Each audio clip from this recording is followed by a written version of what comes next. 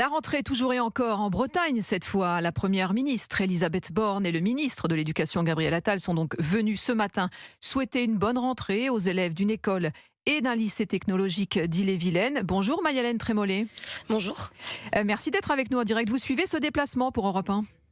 Oui, la Première ministre et le ministre de l'Éducation nationale sont en ce moment même au restaurant scolaire pour un déjeuner partagé avec des lycéens, après la visite ce matin d'une petite école pendant laquelle Elisabeth Borne est revenue sur ce premier jour d'application de l'interdiction de l'abaya. Il y a un certain nombre d'établissements où des jeunes filles sont arrivées en abaya. Certaines jeunes filles ont accepté de le retirer. Pour les autres, on va avoir des échanges avec elles, des démarches pédagogiques pour expliquer qu'il y a une loi qui s'applique, qui proscrit le port de tout signe ou tenue par lequel l'élève manifeste une appartenance à une religion, quelle qu'elle soit.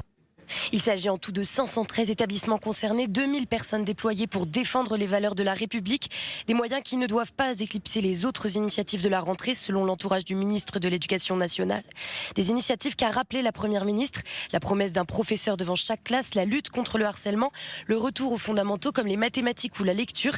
Et dernière mesure vestimentaire annoncée ce matin par Gabriel Attal, l'expérimentation de l'uniforme à l'école sur la base du volontariat, et ce pour les établissements qui le souhaitent dès l'automne. Merci Mayalène Trémollet du service politique d'Europe 1. Et donc on en parlera justement de port de l'uniforme tout à l'heure aux alentours de 13h30.